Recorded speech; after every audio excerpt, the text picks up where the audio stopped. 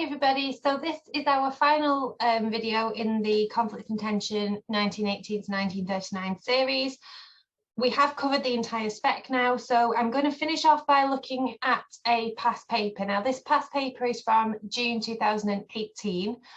I'm not going to go through sort of the content of what you would write on the paper, as in for the answers, although please feel free to have a go at the questions. It's one of the best ways to revise is to have a go at practicing past papers, especially if you're going to time yourself. What I'm going to go through is more the exam technique in terms of how to approach the paper, what you should be doing when you get into the exam, and how to manage your time, things like that, more practical things than subject knowledge, because we've already covered all of that. So we'll have a look then. The first thing that I want to do before we talk about the paper itself is to do what we call a little bit, it's called a PreMarten. Now, I know how stressful exams are. I have done them, many of them in my time. I remember very well what it was like doing my GCSEs. I had 16 different exams and it was not easy, and planning out when to start revising for each topic is a really important thing. Obviously, you've got other priorities. I'm very well aware that history is not your only exam. And one really stressful thing about it is panicking about what's going to happen in the exam, because it feels like it's really out of your control. So one way to take back control of that exam is to think, right, well, what could go wrong, and then plan for it. Plan for what might happen and how you can actually prevent that from happening. So I'm only going to go through a few things, but I would encourage you to think of these yourself. Like, just think about what's your worst nightmare. Literally, if you have nightmares about exams, which I know a lot of people do, what's wrong in that exam?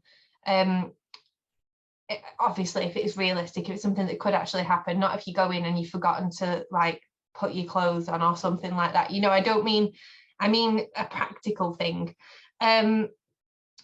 So you can add this to your list and just think, so what could go wrong? Now, number one, I think top of most people's worries is running out of time. So I'm going to write these down and then I'm going to go through what you could do about them to stop them being a problem, so that hopefully we're eliminating some of those worries.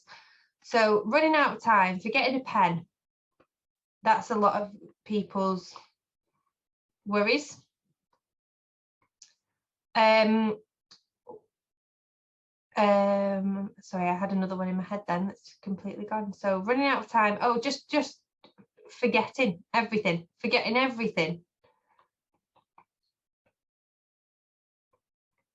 that you've revised.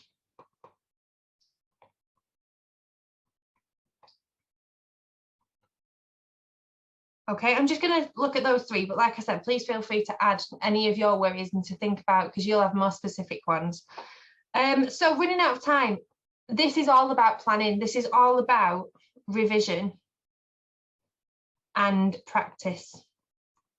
Okay, I'll show you what you can do to manage your time when you're in the exam and you're faced with the paper in a minute, but it's all about knowing how long you've got and how physically long your answer should be for each of your questions. Forgetting a pen, this isn't one that you really need to worry about because your school will have spare pens, but just make sure that there's a pen in your blazer, a pen in your bag. You know, just have pens everywhere. I don't think that's going to happen, but I know it's something that people probably will worry about. Forgetting everything that you've revised, I'm going to talk about that in a second, but planning what might go wrong and then thinking, well, if this does go wrong, there's something I can do about it. Now, you're lucky in that when you get your paper, you will only get the paper that you are sitting. You will be given the correct paper to answer. What used to happen in GCSEs before this specification, and I think at the beginning of this specification as well, actually, if I remember rightly, in the first time in 2018, you got given all of the units and you had to just find the one that you'd answered, that you'd learned, sorry, to answer the correct questions. And I know in our school there were examples when people had answered all the questions in the book when they'd not even done them, or people had turned onto the first page and started answering questions about World War I, had spent that long panicking trying to answer these questions on World War I that they couldn't even get onto what was actually relevant. But so you're lucky you don't have that problem. So what to do then when you have a look at the exam paper for the first time? Now you'll be presented with it, and the way that they look this time, I'll just share it. Oh, I think I've closed it actually. What under the questions, they're just lines, so you write directly under the question. I've just copied these out so that we didn't have to scroll through all the paper, but there is just lines underneath it for you to write on. So the first thing that I would do when I get into an exam is read all of the questions, right? I wouldn't go in there and sit down and look at question 1 and think, right, I'm going to start that. And the reason for that is scientific. So when you read a question, if you got to question 3 on this one and you've write an account of how the remilitarization of the Rhineland increased international tension, and you just sat there and froze and thought, oh my word, I have absolutely no idea how I'm going to answer that. I've forgotten everything about the Rhineland. If you have read it and then you go back to question 1 and start again, your brain will subconsciously have started going through everything that it knows about the Rhineland and bringing it to the front. And what you'll find is when you actually look at that question again, you will have remembered. So if you've revised it, you will have remembered things about the Rhineland. So you don't need to do anything at this stage. Just go through, read all the questions, allow your brain time to process them, and allow yourself to calm down. Because as well, what might happen is you might think, actually, do you know what? I've revised really well and I do actually know all of this. So it's giving yourself the time and the confidence to start the exam well. Now, 4 marks for this exam, 5 minutes. So what I would then do is go through with your pen or your pencil and write down how long you've got for each question. So 4 marks is 5 minutes. So 12 marks, you've got 15 minutes on that. 8 marks, you've got 10 minutes. And the 16 marks, you've got 20 minutes. Or if you wanted to give yourself, you will have spare time there, but obviously you need to be able to go back and look through. Now, the second thing you want to do is to decide which order you're going to do the questions in. Now, there's a few ways to approach this. The first one is to just do it in order. Absolutely fine. There's nothing wrong with that if that's the way that you feel comfortable. The second one is going to the number 4 first. And the reason that you would go to number 4 first is because it's the biggest amount of marks. And if timing isn't your strong suit, you might want to start with question 4, because what I've seen in the past and what happens quite often is people might do 1, 2, and 3, which are worth 4, 12, and 8, and then miss out question 4, which is worth 20 marks. And then you're really setting yourself up for a fall there. So what would be better if timing is not your strong suit is starting with question 4, then question 2, then question 3, then question 1. Okay, the examiner is not going to know. The booklet is obviously one document. Each question actually gets sent to a different person, so nobody sees your entire paper. So nobody's going to know nor care what order you've done these questions in.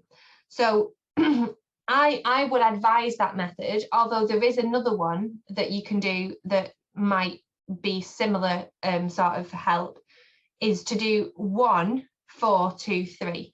The reason for that is 1, just to get you warmed up, just to get you into it. It's only worth 4 marks. It's a short answer. It's 5 minutes, and it might just get you going, and then go on to question 4, then the 12 mark, then the 8 mark.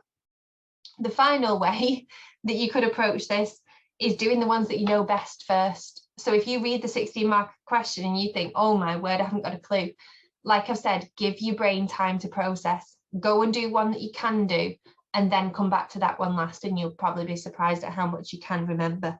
So we know hopefully what order we're going to do it in. We know how long we're going to spend on each of the papers, on each of the questions, sorry. Now you actually need to go through and make some notes on the next to the actual questions. You might want to do this all in one go as you're reading through the questions. You might want to do this one at a time, but I think it's really important to take time to actually think, what is this question asking me? And do like a knowledge dump of everything you've got about that question. So study source A in the sources booklet. Source A is critical of the Versailles Treaty. How do you know? Explain your answer using source A and your contextual knowledge. So this is the sources booklet. You would then go down, you would look at the cartoon. We have looked at this one when we've looked at the Treaty of Versailles. You would then have a look at it. You would find then things that say that it's critical of the Treaty of Versailles. So the peace treaty being crumpled up on the floor, it being represented by a child crying. You can talk about the way that the big four are looking down on it. You know, you would then go and pick out specific parts that you can use in that answer. Okay, the next one, study sources B and C in the sources booklet. How useful are sources B and C to a historian studying the causes of the Second World War? Now, I would make a note here, when I spoke about the 12-mark question on the 12-mark question video, I did say, do not state which is most useful, because that is not what the question is asking you. Okay, you're talking about them as a pair. So do things like write yourselves little reminders. So my students always forget where to talk about provenance on a source question and where not to. So I always say to them, soon as you get into that exam, you highlight the use out of useful and you write next to it provenance. So they know that in a useful question, they are talking about provenance. When they get into the other exam and they see the convincing question, they highlight convincing and they write the word content. So they know, they've reminded themselves how they're going to approach that question. So then you're going to go down or into your sources booklet and you're going to have a look at each of these. You're going to, it's talking about the causes of the First World War. So this one, Second World War. This one's obviously about appeasement. You were going to highlight anything that demonstrates to you that this event caused the war, and then you can use that in your answer. Okay. Again, you know here that this is the Nazi-Soviet Pact. You know that this is Poland. You're going to be able to talk about that source there as well. Okay, for question 3. So write an account. You might want to write down the structure for this. So for a write an account answer, it's an overview, 2 explain points, just to remind yourselves. And if you're doing this the first time you're looking through them, you then don't need to panic and think, oh, when I get to that question, I might not know how to structure it, because you've already written it down. It's fresh in your mind. Then you're going to read that question. So the remilitarization of the Rhineland. So you might write down a key date. And then how did it increase international tension? That's really important, because that is what the question is answering, is asking. Not tell the story of the remilitarization of the Rhineland, explain this question. What I've also seen, I marked the Elizabethan England paper, and there is a write an account question in that. And what I've seen is people, when they get in there, cross out write an account and next to it write the word explain, because that is all the question is answering, asking for 2 developed points, explaining how the remilitarization of the Rhineland increased international tension. If that's going to make it seem less scary to you, it works well. Sorry, just launching my pen across the room. It works well when people do that, so that might work for you. And then finally, question 4, the main reason why the League of Nations could not stop aggression in the 1930s was because the USA was not a member. How far do you agree with this statement? Okay, and what I would do here is a little table, agree, disagree, write yourself a few points on either side, and then make a note of what your conclusion is going to be.